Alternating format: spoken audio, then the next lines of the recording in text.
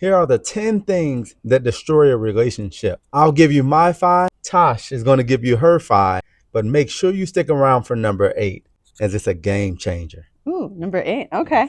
And for those of you that don't know, this is my second marriage, and Brian was engaged before, so we've learned a lot. Yes. Yeah. And for those lovely ladies that are new here, what's up? I'm Natasha. And I'm Brian. I was a former single mom with 4 kids, went through a whole bunch of trauma and loss. If you're interested in learning more about dating and relationships and feeling good in your body again, I'm talking your hormones, your nervous system, all that. Click the subscribe button so you don't miss any of our videos and content. So Tasha started off with her first one. Okay.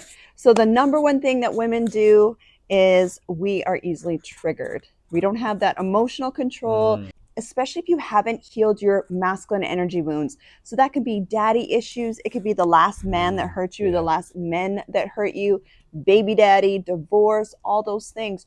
You're making your current relationship pay for it. So instead, I want you girls to pay attention to when you get triggered so you can actually heal through that and not make him pay for it. The number one thing that men do that destroy relationships is social media. Right? We're on social media basically 24/7. And a lot of times being a bachelor, not being in a relationship, and unfortunately, some men that have been in relationships, we're on social media, we're liking pictures, we're having conversations, just having fun. But to respect the relationship, those things must change. These are things that men do that destroy relationships. Commenting on pictures, hearting pictures, saving people as friends that they don't know, women as friends that they don't know. All of these things brings a lack of security to a woman. And men, we can easily make these adjustments to make sure we don't destroy our relationships. So guys, right now, you have a chance before she even looks. Unfollow Bootylicious 562 and act like you never saw it. You never liked it, unlike all the pictures that you've liked, and you'll have a successful relationship. That's so good, baby. I love it. Number 2, this one's huge for us ladies, is not keeping yourself up physically and how you feel. So ladies, this is your responsibility. This is our responsibility as women to keep ourselves up. We need to look good. We need to feel good, most importantly. Our hormones, making sure we're getting enough rest, making sure we feel confident in how we're feeling in our bodies, because men are attracted to how we look, okay? And it's only fair for him, if he's taking care of your emotions, then making sure that you're taking care of how you look. So yeah. That's so good. My number 2 is really us guys not going out with our friends all the time. It's good to have a guys' night. You may go watch a game. You may catch up with each other here and there. But to have a schedule that's surrounded with meeting up with friends daily, every other day, without your spouse, right? Nothing's wrong with meeting up with them. When you're doing all of this without your spouse, again, now that insecurity, you're poking at it, and you're helping to cause insecurity because you're not around. You're always with them. And she's wondering, why don't you want to spend time with me? So let's just avoid it. It's good to schedule something, once, twice, 3 times a month. But when we're doing this consistently and we're spending more time with our friends than we are with our spouse, then we're leading down the wrong direction. That's a good one, honey. Yes. Okay, so number 3 for us ladies is not being in our feminine energy fun. So you're always up in your head, you're in your masculine energy, you're in your boss mode. Maybe if you are a leader in your community or in your work, you're a boss, you have to give a lot of direction. You have to be in your masculine energy. There's nothing wrong with that.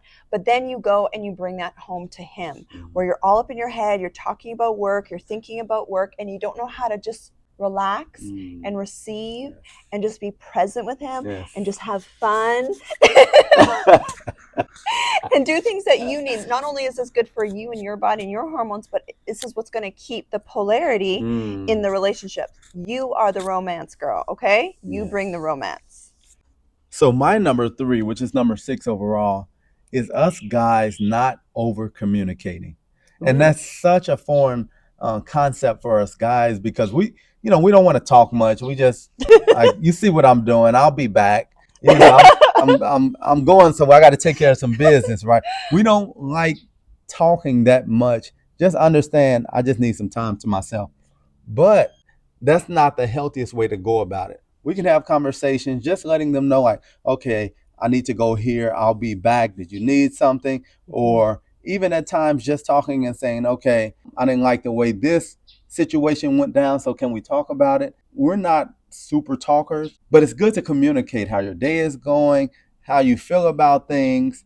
It really comes from feeling safe in the relationship for the guys, but over communicating in each area of your life really brings that safety net for the woman, just so she knows that, she has a healthy guy, he's all in, and he's willing to talk about things that, maybe in most cases, most guys won't talk about, but that's been healthy for us. Oh my goodness, yes. Yeah. I love that you're an over communicator, Yes. honey. So number 4 on my end, or number 7, and that's us ladies when we are over talkers.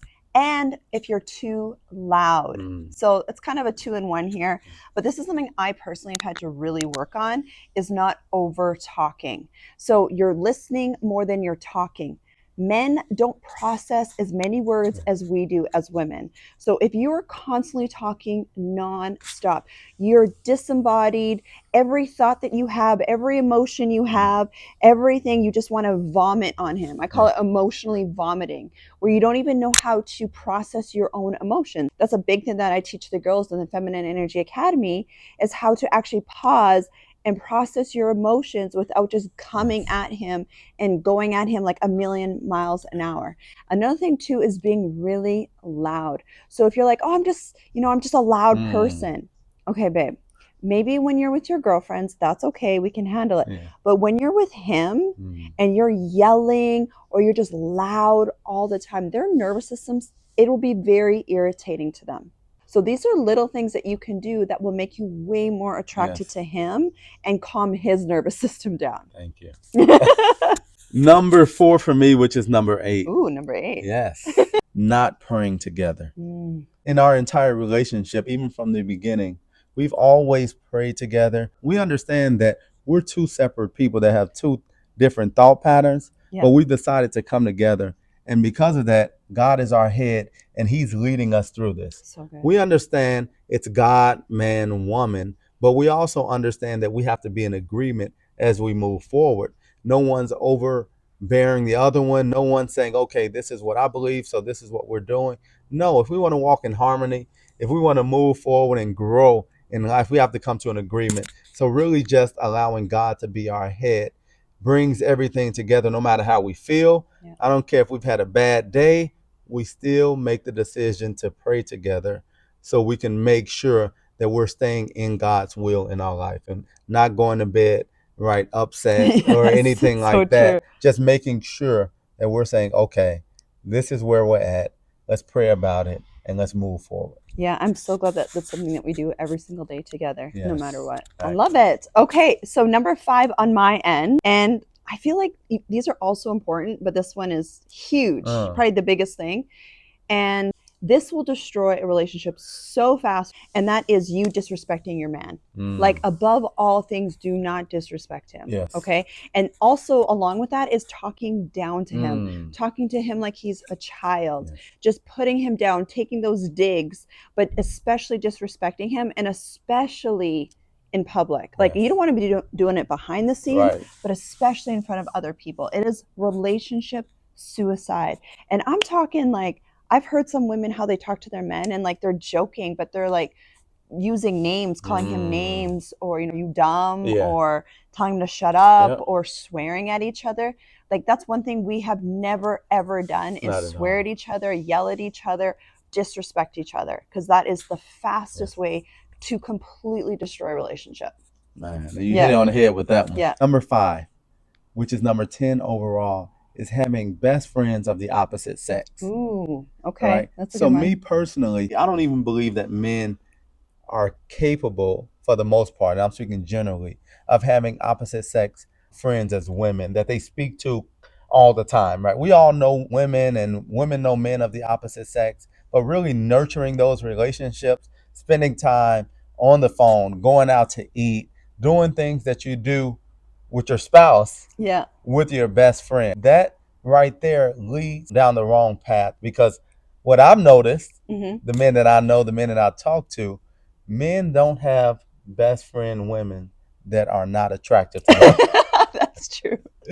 Every man that I know that has a friend of the opposite sex that he's close with, once he gets that opportunity, he's going to take it and the relationship's going to go to the next level. So holding on to those relationships because they were there first is not the way to go if we want to have a healthy, strong, growing relationship. Yeah, I love that. And I love that you've been so good about that, protecting our couple bubble with these things. So awesome. Let us know in the comments which one you guys are struggling with, or if was there some things that we were missing. Let us know. Okay, and if you guys need help with anything that we talked about today, we help our ladies in the Feminine Energy Academy with all 10 of these things plus so much more. But anyway, we love you girls. Love you.